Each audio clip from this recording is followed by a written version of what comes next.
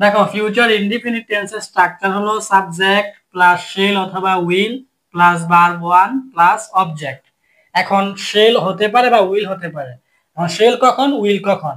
সাধারণত ফার্স্ট পার্সনের ক্ষেত্রে শেল বসে, আর বাকি সব ক্ষেত্রে উইল বসে, এটা মনে রাখবা, ঠিক আছে? ফার্স্ট পার্সন হলো আই আর উই। এই আই আর উই এই দুইটার সাথে সবসময় শেল বসে, আর বাকি সব ক্ষেত্রে উইল বসে, ঠিক আছে? তাহলে আই আর উই এর দুইটার সাথে শেল, আর বাকি সব ক্ষেত্রে কি উইল, ঠিক আছে? তাহলে দেখো এক্সাম্পল দিয়ে রাখছি, আই শেল ইট রাইস, প্রথম বাক্যটা, তাহলে আমাদের সাবজেক্ট হলো আই, তারপরে শেল অথবা উইল থাকে আমাদের হবে শেল, কারণ আই হলো ফার্স্ট পারসন। তারপরে ভার্ব ওয়ান হলো ইট, আর অবজেক্ট হলো রাইস, ঠিক আছে?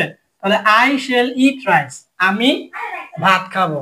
তারপর দুই নাম্বারটা দেখো, উই শেল ডু ইট, তাহলে আমাদের সাবজেক্ট হলো কি উই, তারপরে শেল অথবা উইল থেকে আমাদের শেল হবে, কারণ সাবজেক্ট হলো উই, উই হলো ফার্স্ট পার্সনের জন্য ফার্স্ট পার্সনের সাথে আমাদের শেল হয়। তারপরে ভার্ব ওয়ান হলো ডু, আর অবজেক্ট হলো ইট, ঠিক আছে? তাহলে উই শেল ডু ইট, আমরা এটি করব।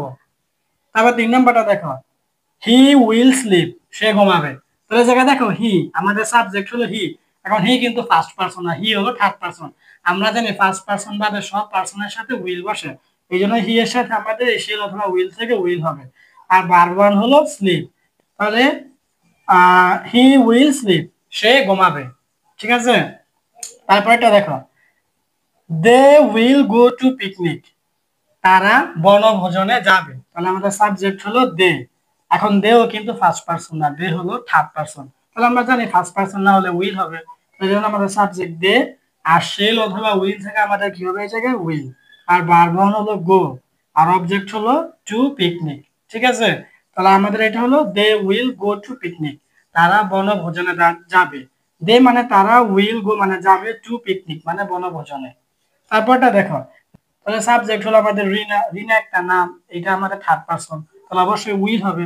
তাহলে শেল অথবা উইল থেকে উইল, বার ওয়ান হলো গো, আর অবজেক্ট হলো টু স্কুল, তাহলে রিনা উইল গো টু স্কুল, রিনা স্কুলে যাবে, ঠিক আছে?